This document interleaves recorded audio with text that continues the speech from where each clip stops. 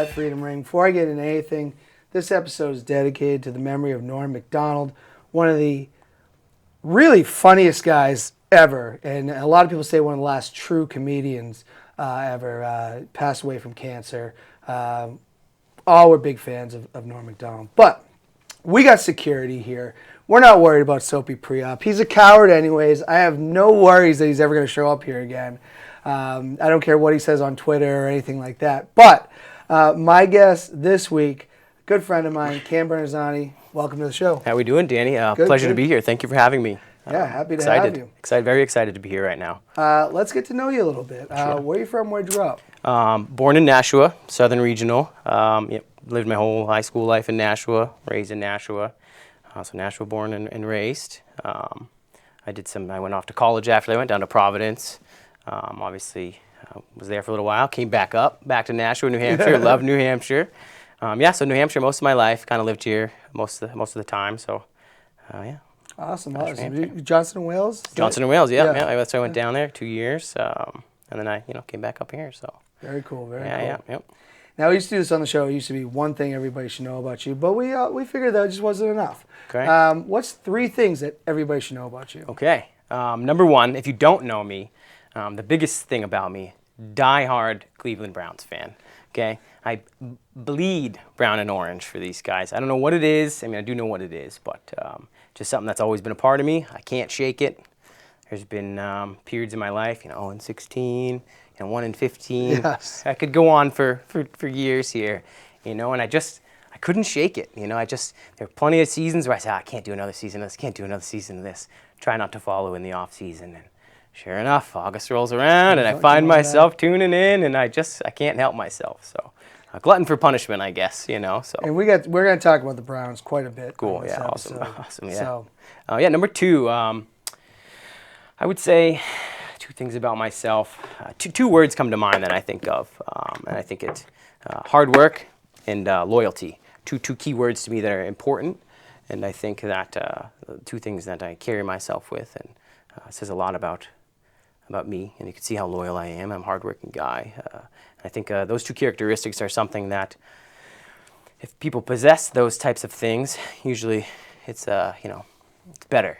People are who doesn't like a hardworking person, a loyal person, honorable person. So those are 2 things that I pride myself in: being loyal to my friends, my family, and working hard at everything I do, whether it's things I don't like doing or things that I have to do. So I would say those 2 things are things that people should know about me: hardworking, loyal. Those are the 2. I would say for number 3, how about big Let Freedom Ring fan? So hit that subscribe button. We've never got that answer before. Yeah, there you I like go. that. Yeah, big fan, so that's what I want everyone to know about, that as well. So, Well, it goes back to the loyalty, right? Yeah, I appreciate that. We're growing the fan base here. Yeah. I know Soapy pre-op again. He likes to tarnish us on social media, but we don't let that affect the show. No. It's always growing. We're over 100 episodes now. Yeah, impressive. And that's not even including the lives, because some of the live streams I haven't counted as episodes. It's just separate from it. Sure. So, we might even be I think we're more than 100 if we counted those. It's impressive. So we're taking over Merrimack, next the globe. So I love it. Sticking with the theme of the show, which is the Freedom Ring, because we talk all things America. This is really what we're all about. Yeah. What does it mean to you to be an American? Okay. Another couple words come to mind here for me. One is privilege. It's an absolute privilege to just be born an American citizen. Something that I don't think I really understood growing up in Nashua, New Hampshire, a small town. I don't think I ever understood that, how much of a privilege it is just to be an American citizen, just to be here, to wake up and do whatever I want to do, and do what makes me happy and what's best for people around me. So privilege is one of them. It really is an absolute privilege to be an American citizen. And the next one is opportunity. I don't know if there are many places in the world where you can have the opportunities you have here. You can come here, and if you carve out a nice little niche for yourself, you can have a good life, and it could be whatever you want it to be. So opportunity. It really is the land of opportunity, and that's what I see. And I think we have to keep going with that. Make it fair for everybody, and so privilege and the land of opportunity, being an American citizen. I always say, have you ever seen when Creed says on The Office. I already won the lottery, baby. I was born in the US of A. Yeah, it's true, absolutely. It so. really is an absolute privilege, and something I took for granted growing up. I didn't realize that, just the indecencies and the injustices of the world. And I'm sure we have some here, but just the bare minimum here is a lot more than most places even get, ever. So an absolute privilege for sure. Now, proud. We just hit the 20-year anniversary of 9/11. Yeah. It was Saturday. We were at a wedding, having a good time and everything. I guess one thing just on that, and just because we're still kind of in the month of September. Do you remember where you were? I absolutely remember where I was. 9/11. Yep. Yeah, I don't think I'll ever forget where I was, but I was in the 8th grade. I was in Miss Quino's math class. I went to Pennachuck Middle School. And I remember they came on the loudspeaker, probably it was like 9:15, 9:30 or something like that, and said something had happened. And they rolled in the TVs. I remember sitting in math. They did, yeah. So they brought in, they had the social studies class next to us, I believe, Mr. Arbogast maybe. They brought the class over, and we kind of watched the TV of what was going on. And it was just, I didn't know how to react. I was scared.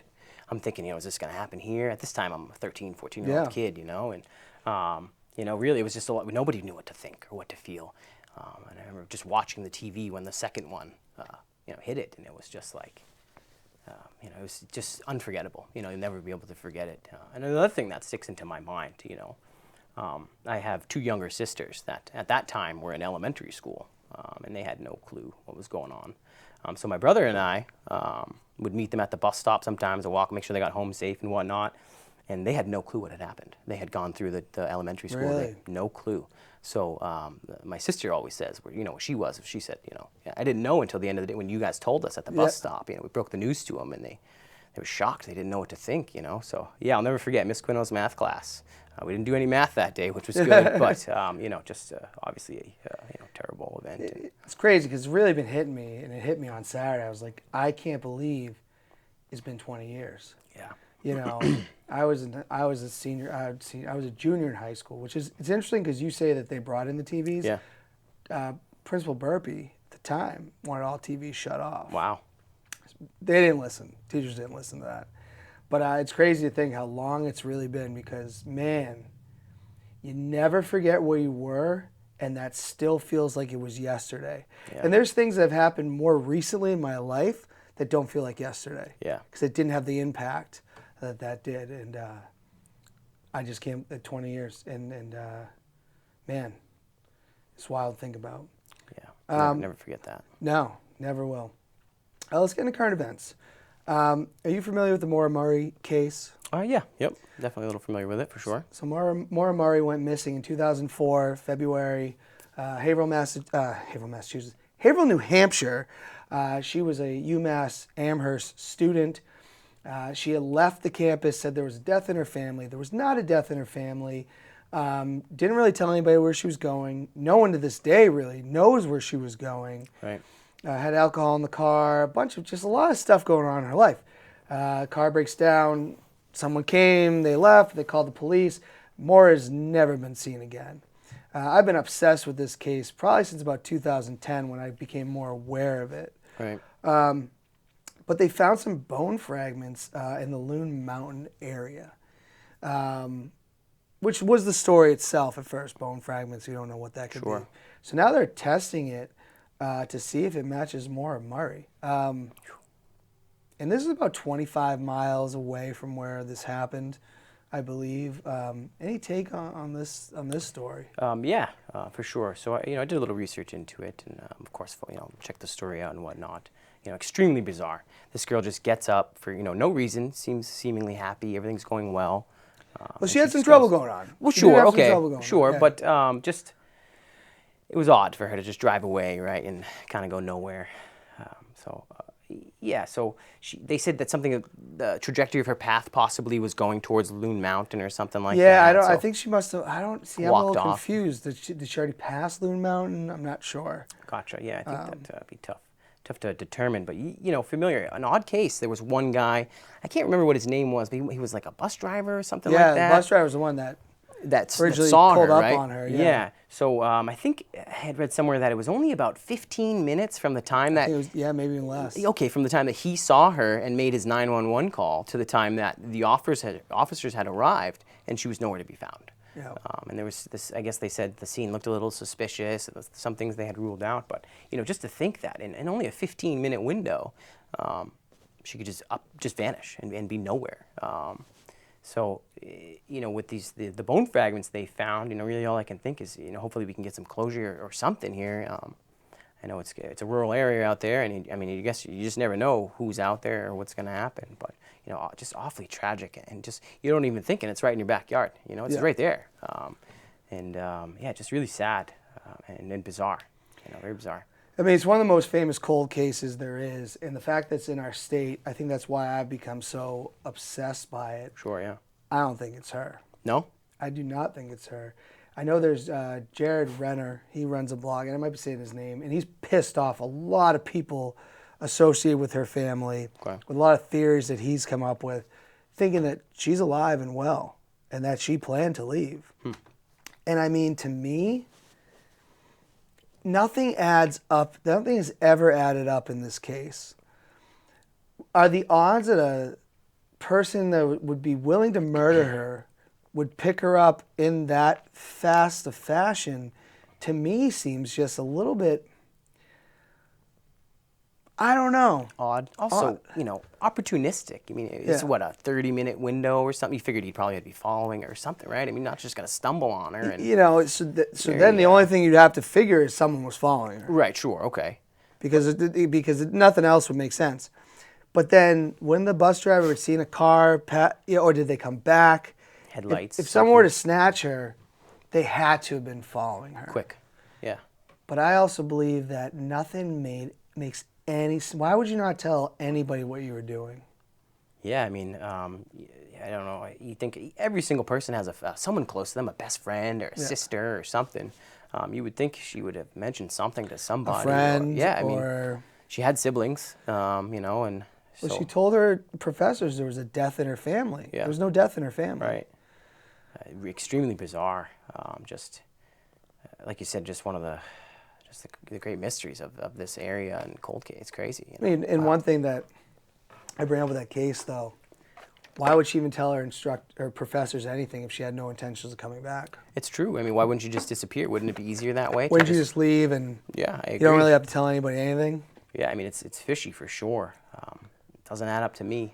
Yeah, I don't think anything messed up, because once you go down one rabbit hole in this case, and there's bloggers and there's people that spend their whole lives just on this case. Sure. And you go down one rabbit hole, and there's just no answers. So I don't know. I do pray for the family that they get some kind of closure. I don't know how I'd feel in their position.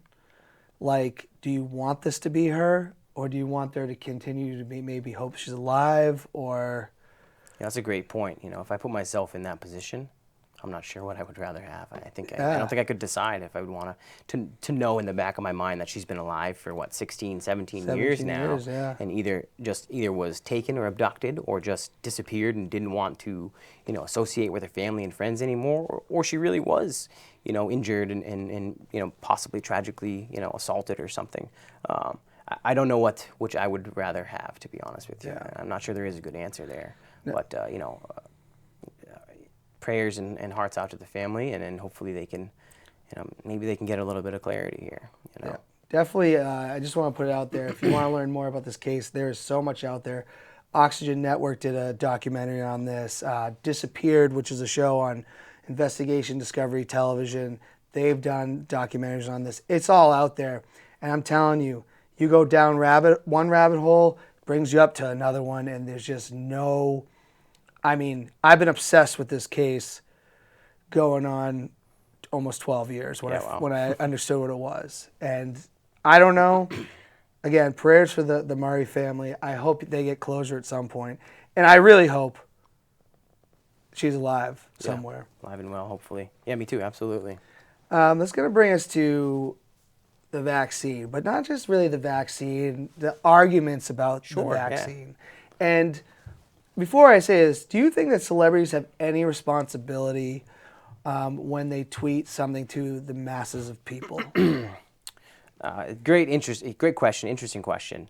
I do, but in a different way than you're thinking. I think they're responsible for, the stuff that they spread, right? People look up, humans, and we look up to these people, musicians and stuff like that. So we can't have them spreading misinformation and stuff like that. So I think they are responsible for what they say. Absolutely. You can't just, you have a large platform, you have kids, you have all these people looking up to you. And you can't be, you shouldn't be spreading things that are false. So absolutely, I find them responsible for what they're saying, for sure. Let's get bring us to Nicki Minaj. Yes. I'm sure everybody's a big fan of Nicki Minaj and her music. Very questionable person who she married.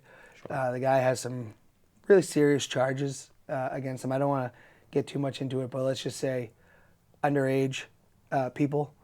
But Nicki Minaj is claiming that the vaccine causes impotence. Yeah, I heard about this. This one made me chuckle, for sure. I got a good laugh. I'm not sure. I've yet to hear that. I heard there was a microchip. Nothing about impotence. Right, we're being tracked. Yeah, impotence was a new one for me when I heard that. We've heard it all at this point. And, I definitely think, look, there is some... You have to be somewhat skeptical, right? You understand that it's not gonna work for everybody. Sure, there's going to be some outliers with vaccines and whatnot, but to just make outlandish claims like that, where you have no idea what you're talking about. What's the basis claim for? Yeah, what are you trying to achieve here? I mean, is it a joke when you say it? And not only that, think of all the other people. People are going to take that the wrong way. They're not going to get the vaccine, or they're just not going to educate themselves on it. So if you only listen to, the Twitter and Facebook, if that's where you get your information from, and don't go look for yourself, then really that's going to be a problem. What do you think is the big fear? Oh man, that's tough. Because I'm not really sure what the big fear is behind the vaccines. To me, it's something that's it's so simple. It's such an easy thing. I understand that.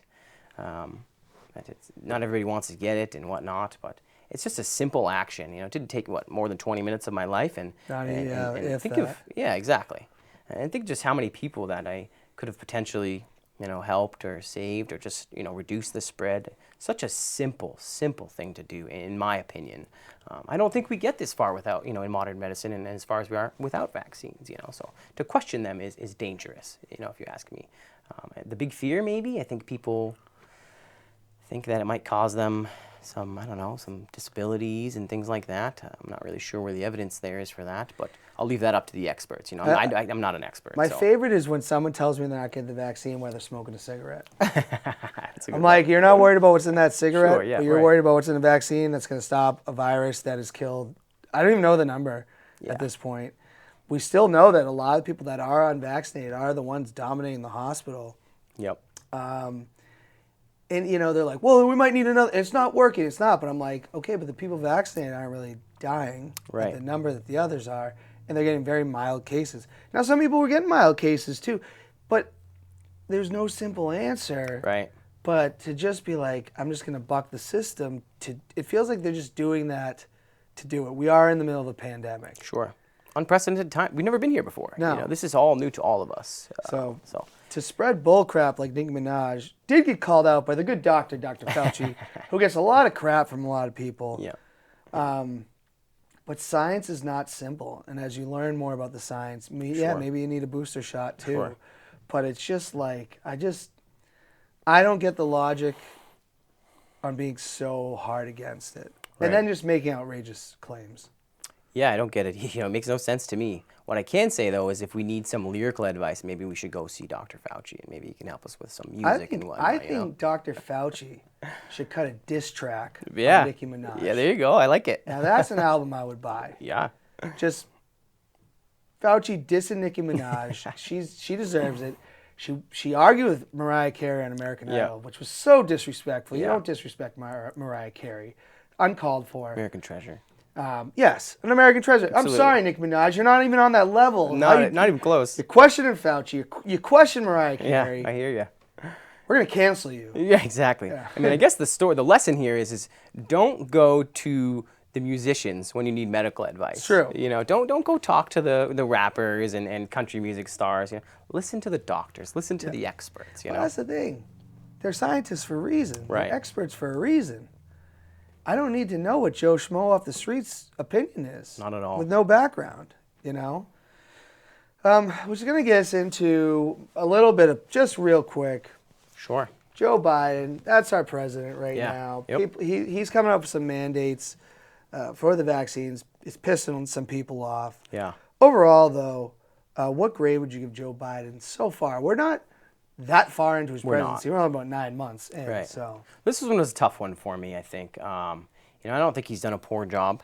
I think at this point, our current president versus our most recent president, I think we're definitely more represented better, right? I mean, you see the face of what we look like, and people respect us a little more, maybe. Or I would give him a C. I think there's room to improve, and we've got to take into account we are in the middle of a pandemic. He's coming from a regime behind him that was drastically different from what he was. So he's got a lot of things to change, and I think he's probably not going to get a good grade by the American, people. But I'd give him a C at this point in time. He's done some good things. He's done some bad things. But again, we're in unprecedented times right now. So it's. I wouldn't want to be the president right now. I'm sure he's not getting much sleep. True. I'm sure he's not. So, and in one of the biggest countries in the world, and we're still right in the thick of this. Regardless of what other people think, it's still a thing here. We're still struggling here in the United States to deal with this. So. C. I'll give him a C. fair enough. I mean, a lot of people, you see it on Facebook because I feel like the diehard Trump supporters, they're never going to change. Yeah. They're saying we want him back. I go, why? Why? I don't want that guy up doing press conferences every day that are bullcrap. Yes. And he had a job, they're like, oh, the policies, he was great. I didn't like his policies, but he couldn't lead. Right. He couldn't, when the country is struggling and they're looking at their leader to lead them, Absolutely. he didn't do it. He had to be the reality TV guy. Right. Not, you look at 9/11 and you look at how George Bush led the country. Stood right up there, did what he had to do. Donald Trump never did that. Nope. President Bush knew I had to ease tensions. I had to ease the people. I got to make them relax. Donald Trump couldn't do this during that pandemic. Definitely Ever. not. No. I think what George did too, to take it from you here, he like you said, he grabbed the bull by the horns and he addressed it slowly. Yeah. And he said, this is what it is. This is what we have to do, and we're going to work on it. Whereas it went to Donald, he denied. Yeah. He said, "Oh, we'll be fine in a week." And that wasn't the leadership we needed. We needed someone to say, "Look, this is what it is. This is what we have to do, and let's do it together." Instead, it's not a thing. It doesn't exist. And now you're sending mixed messages, and we're not united, and we needed to be together to deal with this. Whether you're right, left, middle, upside down, we still needed to be together to get through this. And I think having him there in his position made it twice as hard for the United States because no one would listen to anyone. It was all just Chaos. It was chaos, absolutely. Yeah. It was mixed messages everywhere, and I am glad that's behind us, and hopefully some people will realize that he's not the person for us. No, and I'm not, and that's not a Republican Democrat Definitely thing. That's not a political thing. Definitely that's a human not. being thing. Yes, thank you. He Exactly. lacked empathy, and you don't want a president that lacks that. No. Yeah, it shouldn't even, like you said, it shouldn't be a Republican, a Democrat. It should be a good human being, a good leader, someone that has the qualities that you want for a boss, not just because he has an agenda or something like that, but you want a good human being up there. So, I swear, some of his supporters, if he said drink the Kool-Aid and there was poison in it, they would do it. They'd be lining up asking for seconds. So. Before, unless they drop as they're getting there. We got some good fan questions from you, for you. Being the big Browns fan that you are. First, from former guest Chris Lind. Describe what it's like to be a Browns fan in New England. Oof, that is a tough thing. Tough being a Browns fan anywhere, first of all, especially the last couple of decades. But in New England, in Titletown, it's been tough growing up, a Browns fan. I obviously have a lot of respect for the New England Patriots. They're the greatest sports organization, ever, obviously.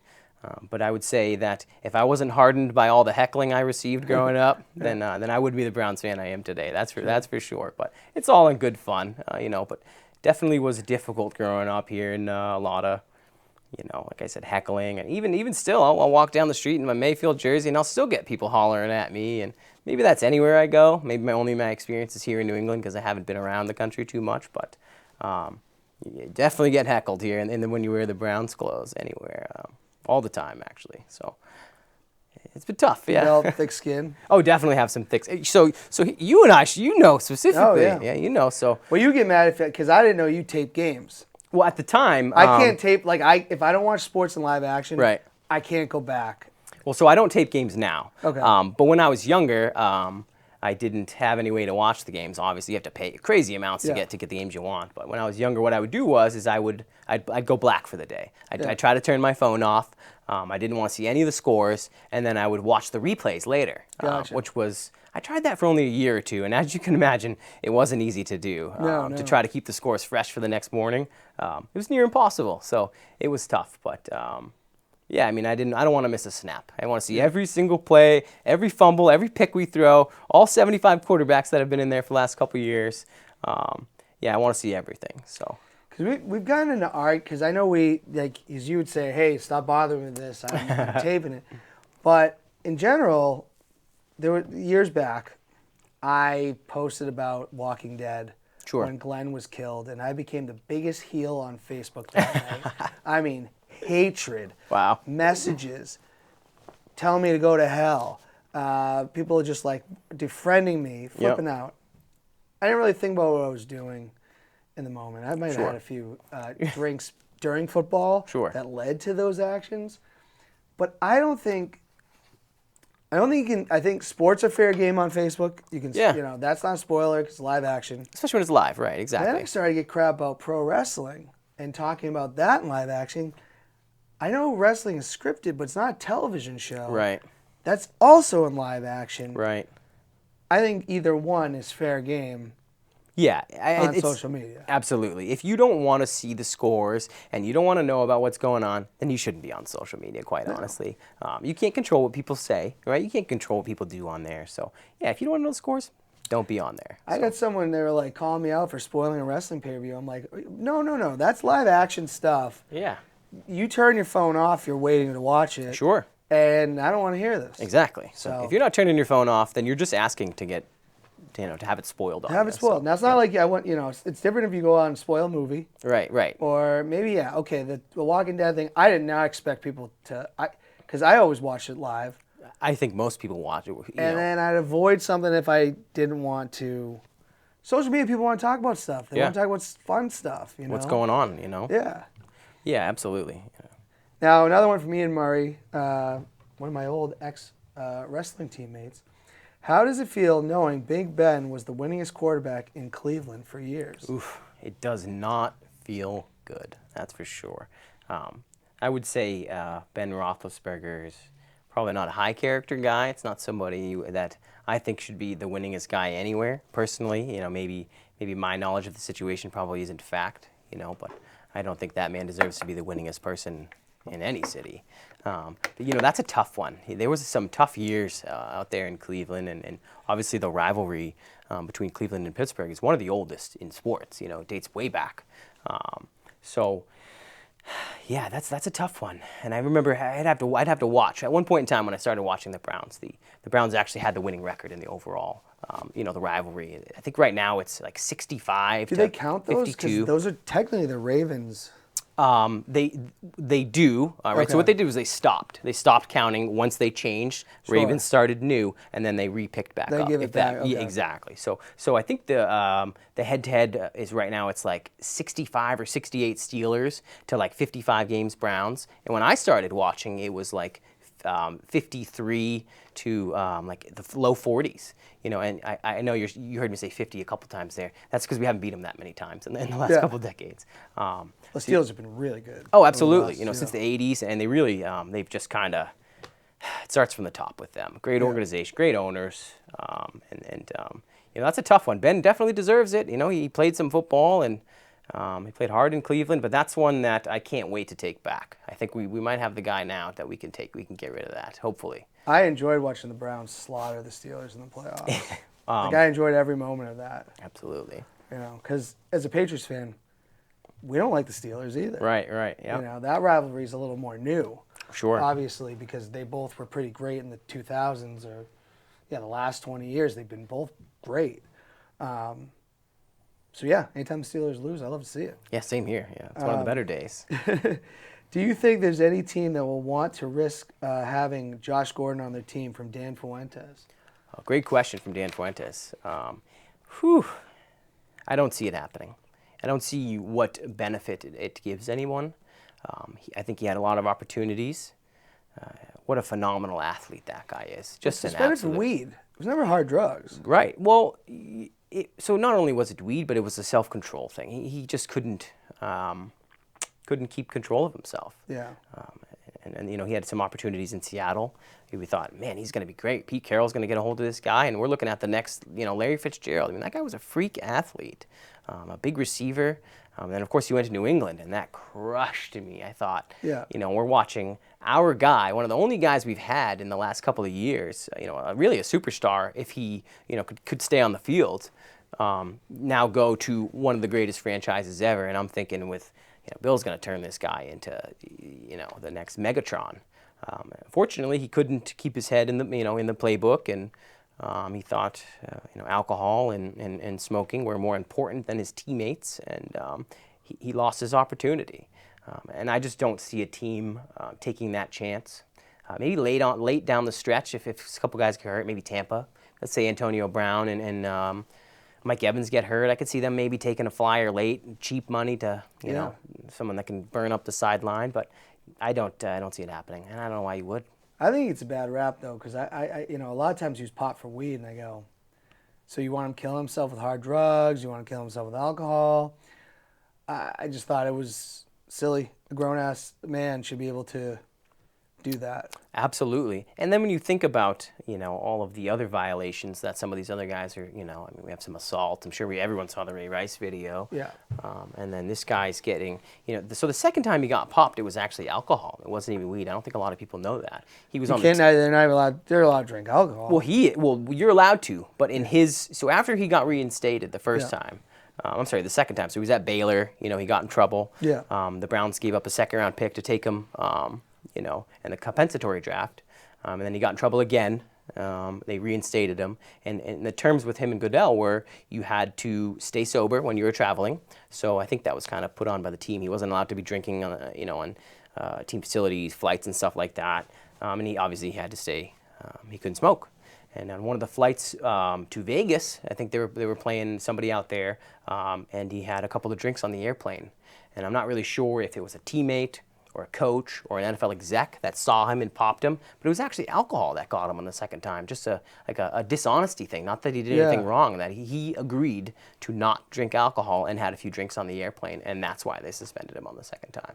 Dictator Goodell. Yeah, really. Dictator Goodell. That seems a little, I feel like Josh Gordon's got a kind of a bad, I don't know.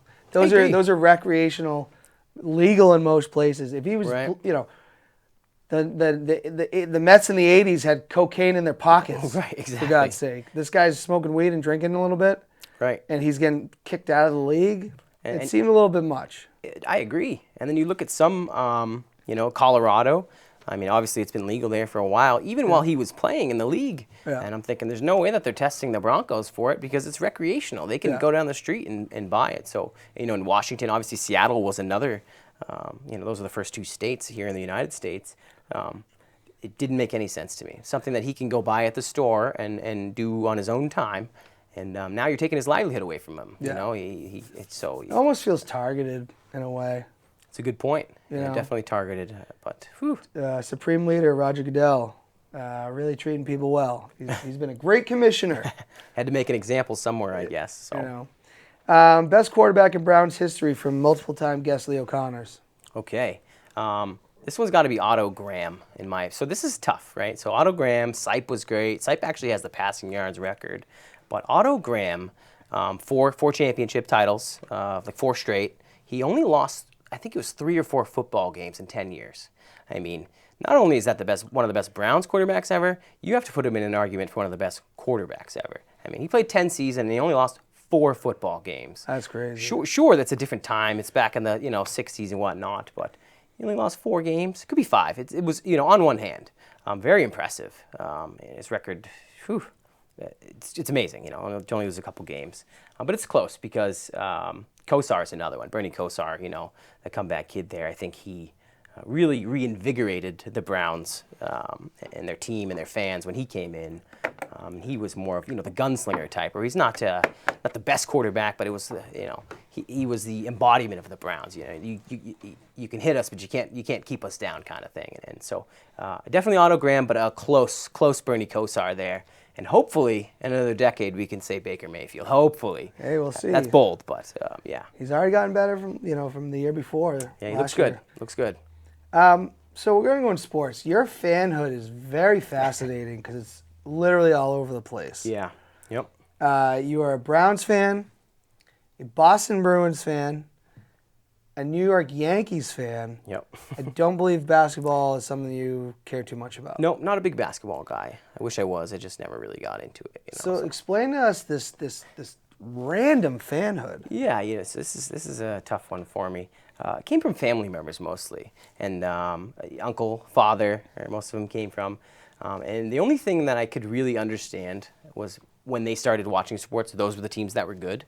So growing up, these are the things that I saw. I saw my dad wearing Browns hats, Browns coats. Saw my uncle wearing Yankees. My grandfather was a big Yankees fan too. He's from Connecticut.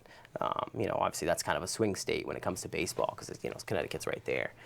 So these are just kind of things that I saw a lot growing up. And these teams were great in the 80s, right? The Browns were solid in the 80s. The Bruins were great in the 80s. And obviously the Yankees were, they're always good. So it came from family members. I'm not really sure why they stuck because I have, my brother's a Patriots fan. And but for some reason, those teams, I just remember seeing them a lot. And yeah, just kind of stuck seeing those teams. So family members, yeah, it's like just got them from distant family members, really. Just kind of stuck. Now, would you ever rock, because this is where this gets weird, because I feel like you can't do this. Tough. Like, I've seen someone rock a Yankees hat with a Patriots jersey, and I'm like, whoa. Would you walk down the street with a Yankees hat and a Bruins jersey? No, I wouldn't do that. You'd separate the two. I would. So maybe I'm weird, but I think it's almost disrespectful to each other, in a kind of an odd way. I don't think I'd want to wear I wouldn't wear a Rangers hat with a Bruins jersey. It just seems kind of odd, right? So I definitely would not mix the two of those. So I think hockey's kind of tough too because it's one of the lesser popular sports here in New England, right? So they're kind of they're almost an underdog Boston team, So that's. But I feel like they're pretty loved. Oh yeah. They've come along. I think in the last couple decades, they've really turned it around. But if you go to the early 2000s, late 90s, they were awful. Yeah. No one watched the Bruins. No one watched them at all. But yeah, for sure, they've come a long way. Don't mix Boston and New York. Anywhere you are, don't do that. Yeah, any sport. Someone's gonna get upset. Oh, definitely. Yeah. So not worth it at all. So. What'd you think of Week 1 in the NFL? Any takeaways? Week 1, wild, man. We had some games that were. Crazy upsets. The Saints-Packers game. Who would have saw that coming? Just. I don't think Rodgers seems to not care, but it's one game. Yeah, so. yeah. I mean, you get it, but still, I'm sure you can. Week 1 is Week 1, right? Nobody's really going to be on their top game there. Week 1, there was a lot of surprises there. A lot of good games. We had the Raiders game on Monday night that went into overtime. There were some crazy calls there. So obviously the refs are out there doing their thing. The Bucks Cowboys game. The opening night. Fun. Oh man, what a game! That might have been one of the best opening games in a while. And Dak Prescott, so exciting to see that. Welcome back to the NFL. Tough year for him last year, but it's a great game. We had some fantastic week 1s of a new season. Really, 17 games, right? I know. So that first loss is kind of like, because I was a little like, oh dang, the Patriots are already starting off on the wrong foot. They lost by 1. But I go, oh, that's 1 of 17 this time. This is this is a bonus, yeah. Yeah, maybe this can turn around, Yeah, week 1, very excited for week 2 and to continue and see how this goes on here. But man, they came out scoring this week. We had some awesome games in week 1 of football.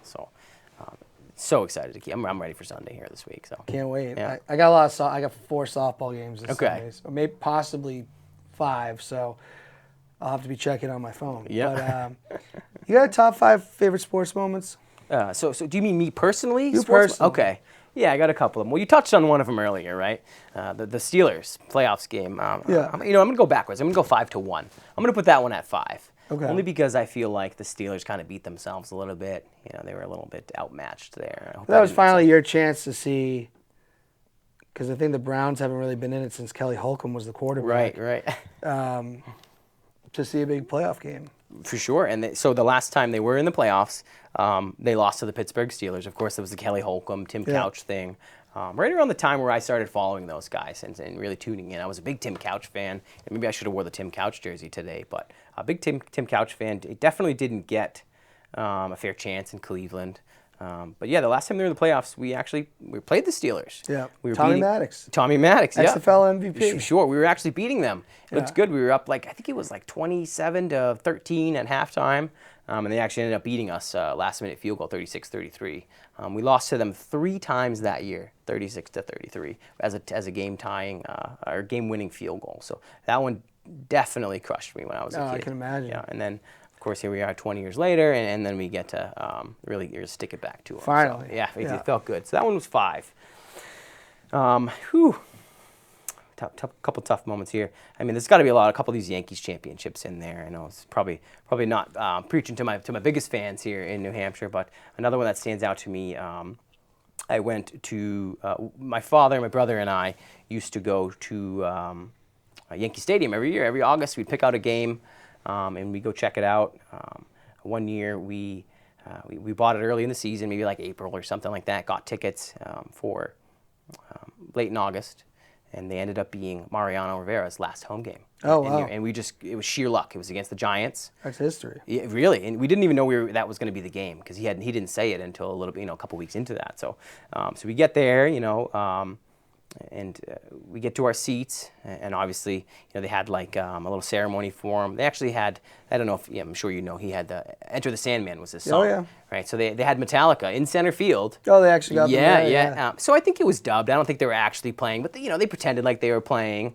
And then he came out to them, in center field, and that was something that I'll probably never forget. That I got to see Mariano Rivera run out the last time on Yankee Field to Metallica playing in center field. So that was one of them for me as well. Another Yankee Stadium one. Derek Jeter. He tied and then surpassed the Yankees hit record. Obviously not the MLB hit record because Pete Rose. Yeah, same situation. This was I think 2 years prior. We had got tickets earlier in the year. Drove to New York City, only 4-hour drive. Go to the Yankees game. And we were just my brother and I were watching as the weeks were coming up, like, hey man, we're getting closer. We might be able to see Jeter break this record. And as he gets closer, he hit a home run against Tampa Bay the night before, and look, he needs 2 hits to break the record. And so we go to the game, we're sitting there, we're waiting, and he ties it in the first inning. First hit, he ties it. And the place just erupted. It was electric. Screaming Derek Jeter as long as you could for, as long as your lungs would allow you to. Next at bat, he grounds out. So the next at bat, he comes up and he rips a single right between third and short, and the place just erupts. It was so loud, right? So Nick Swisher's hitting behind him, and this was something I had never seen before, and maybe someone else has, but so everyone's standing there yelling Derek Jeter as loud as you possibly can. So Swisher's in the box, and he's up to the plate. He steps out of the box because the place is still screaming Derek Jeter. So he had to step out, and he had to ask him to settle down because you could feel the place. Well, they're waiting for the tip of the cap. Yeah, it was rocking. You know, yeah. I mean, he's on first base, but people are we're fired up. He just broke the record. Swisher steps out of the box and comes back in. So I'll never forget that. And I obviously lost my voice the next day, but that was another moment. Number 2 and number 1 are Bruins moments for me. I think it was 2018. We were in the playoffs, Game 7 against Toronto. Another one, my brother and I decided, look, hey, if we go to Game 7 tonight against Toronto, we're going to go down. We're going to find some tickets. We have to see this game. So we go down. We get some nice loge seats. My brother loves to sit down low. We're maybe 15 rows from the glass. And wouldn't you guess, on either side of us, Maple Leafs fans, right? Oh, In the sea of Bruins fans, So they were, they came out. They're up 2-0 early in the first. By the end of the second, I believe it was 4-2. Toronto wasn't looking good. Toronto was playing well. we got the guys on either side of us, smiling ear to ear. That's another tortured franchise, though. Absolutely. You know. Well, this is a good moment to add to them here. So it was 4-2 going into the third. Torrey Krug scores one early in the third period, 4-3. They tie it 4-4, and the place went nuts. Here we are, 10 minutes left, tie game. Nobody took a seat after that, standing, yelling the whole time. We went on to win the game, eliminate the Maple Leafs. We did lose in the Stanley Cup that year, but I just remember that moment. I had popcorn in my hand, and when they tied it, popcorn was gone. It was everywhere. Yeah, and never sat down after that. So yeah, that was 2, and then number 1 I think was the Bruins winning the cup and then celebrating the winning of the cup. Yeah, I mean obviously. Haven't seen too many close championships with my teams around, but I think seeing the Bruins hoist the cup and in that series is probably the number 1 sports moment for me in my life. So that's 5 for me right there. I've never heard the end of not making that parade. It was a good time. It was a good time at the parade, but really it was even just Bobby had that in his best man speech for Mike. Yeah, yeah, he did the Bruins parade. Yeah. I enjoyed that. I do watch the Bruins in the playoffs, but I don't ever want to be like, I'm a diehard Bruins guy, because I'm gonna tell you, I don't watch a lot of the games. I might go in, check in, but it's not like I'm going 3 periods every other night, Yeah, I think more real Bruins fans would actually appreciate that. Real sports fans would appreciate someone that could say, look, I like him, but I'm not a diehard fan. You know, I can't name all 22 guys on the roster right here. So I think we appreciate that. I mean, I can embarrass myself a little right now. I'm not even a diehard. I mean, I'm a diehard Red Sox fan. Sure, yeah. I haven't been paying attention all year. Okay. I'm not going to lie. You need to tune in if you haven't. I know they've been good. I know we're in this big race. Yeah. I might actually be going to the game next week. But there you go. I don't know. It's like weird as I've gotten older. Like I'm just more like, football's so easy. It is easy. It's 1 day a week. That's the commitment. And it's talked about a lot, right? Baseball's long, so I think it kind of gets a little mundane for people. But like 10 years ago, I mean, I'd at least have it on the background every night, Well, right now, we're in the middle of something that I've personally never seen before in the AL East. The Blue Jays, the Yankees, the Red Sox, and they're all 4 of them. Yeah. Right there. I mean, 2 of the teams, the Red Sox and Yankees, we're tied right now. Yeah. There's only 20 or some odd games left, and we have, I believe, Toronto's a game ahead of us. And then, of course, Tampa Bay's blowing the shoes off of everybody. I don't really know how, but they are. Yeah, they were in the World Series last year. Right. Yeah, well, they're going to be this year.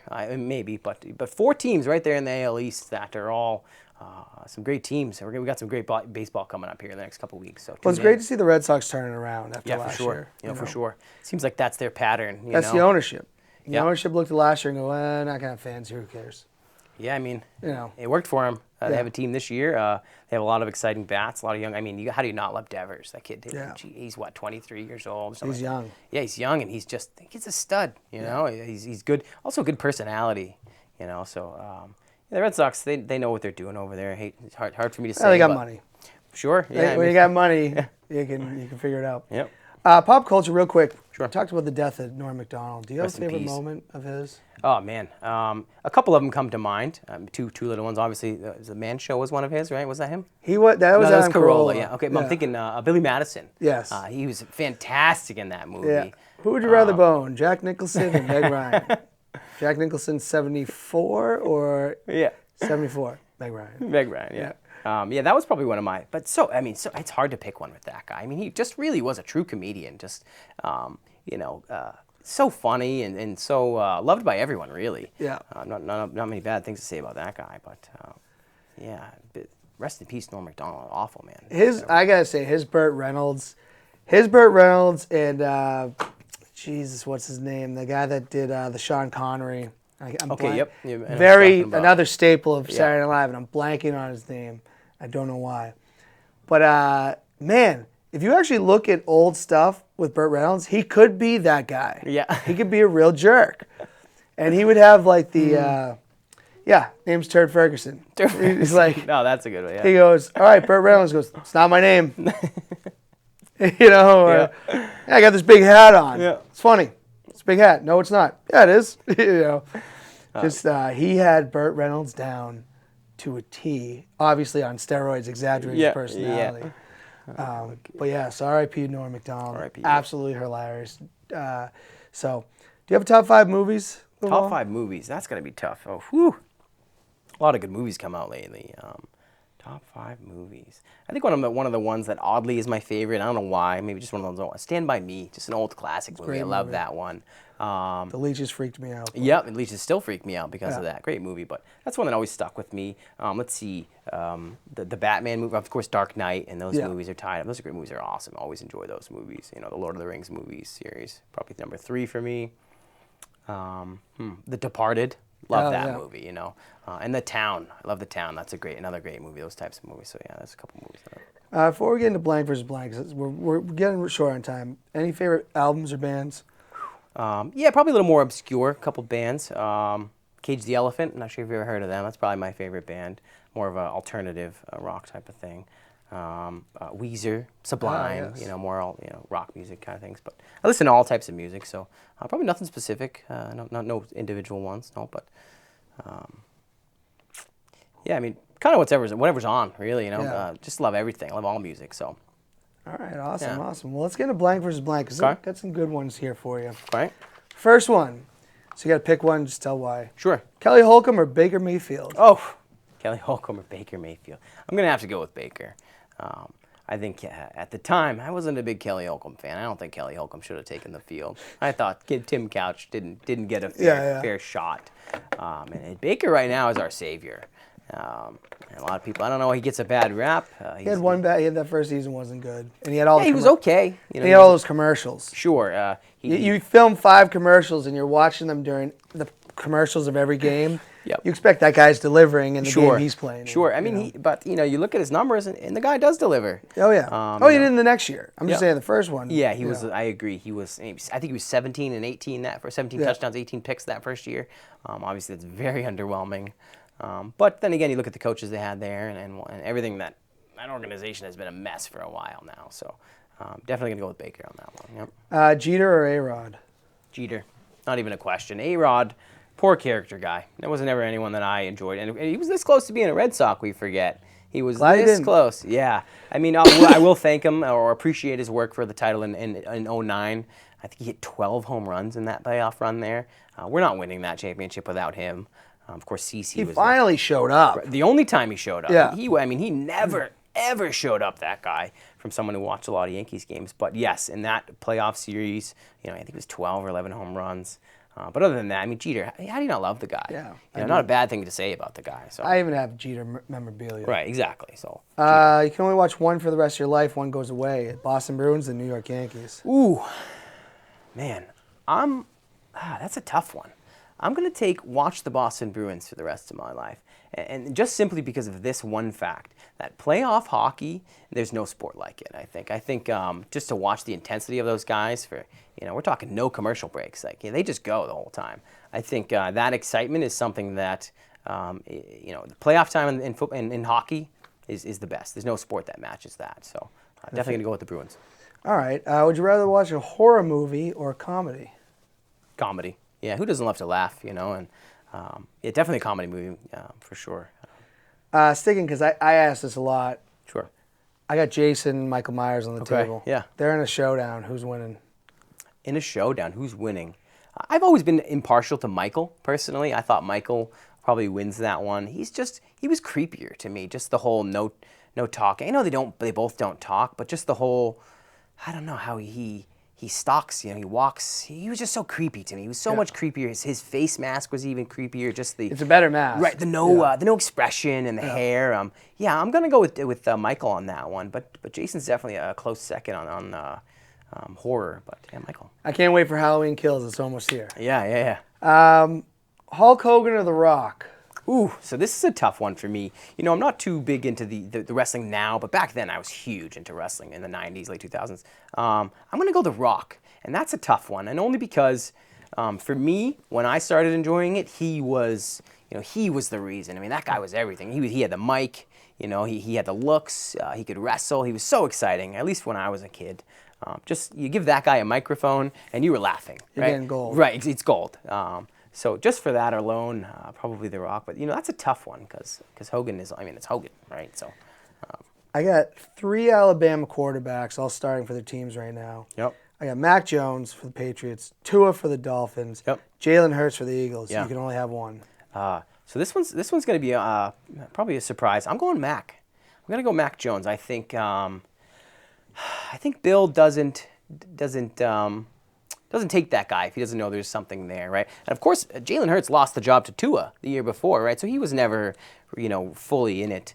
And I'm not really sold on Tua. I think he's maybe a little on the smaller side. He'll be a solid quarterback, but I think that Mac has the frame and the mind to be a quarterback. So yeah, I'm gonna go with Mac if I had to pick any of them. Because it's kind of crazy. A lot of the Alabama quarterbacks, like they win the national championship Yep. every year, but their quarterbacks in the NFL have been great. Right. But now you got all these guys starting. It's curious to see. The Eagles looks good. Mm-hmm. Jalen Hurts, ran Carson Wentz out of town. Yeah, for sure. All right, I got the two hardest questions. Sure. Blank versus blank. Okay. These are like really tough. Difficult questions. ones? Oh, man. First one, I got Jared Patnott Yeah. or Dan Fowler. Oh, do I have to answer this? I have to answer this question. Yeah, answer it. We don't Okay. put your feet to the fire. You can, Man. there's all types. First of all, this is tough. This is a really hard question for anyone who knows me. And I'm going to give it to my man Jared, only because, bear with me here, Fowler, I love you. Just because of the distance, right? Fowler's been, Jared's been close. Jared's someone that I've leaned on in times that I've needed it. Not that Fowler hasn't or wouldn't, but he just had I would say that Fowler had a bump in his path, and he just kind of he did his own thing. He was a headstrong guy. So look, that's not an easy question to. I'm gonna regret this one later, I think. Well, and Jared, you always know you're gonna, there's always gonna be an adventure with him. Absolutely, never a dull moment. That's for sure with Mr. Patnott. So. All right, and last one now. This is because, like we want to say, there was a gang, not a street gang, but the Charlie Brown gang. Yeah. But they weren't like a bad gang. Two more members in that. I got Nicki or Dan Fuentes. Nicki or Dan Fuentes. I think that one's a little easier than the first question. Maybe just because the whole Fuentes thing's a little raw at this point. Yeah. Nicki. Nicki's he's my true best friend, my brother. I've known him since I was probably 7 years old, something like that. So, I would say if we saw Fuentes this last weekend, it probably would have been tough. It would have been a tougher Fuentes question. got to be at the wedding. I don't man. know what he's thinking, man. I don't know. I don't know how you missed that. So, I need to go with Nicki on that one. So. All right, well, Cam, I really appreciate you coming on the show. It's been a blast. Absolute pleasure to be here. Sometime. Yeah, absolutely. I love this. It's always a good time here. But everybody out there, again, I'm not gonna. We're not gonna make you get the vaccine. We're recommending it. If you're asked to wear a mask, wear a mask. But we've been in tough times, so continue to keep your heads up. Unless your name is Soapy Pre-Op, then I really don't care what you do. You're a coward. You're never. You can't get through my security. I don't even know why I even talk about it anymore. But until next week, let freedom ring.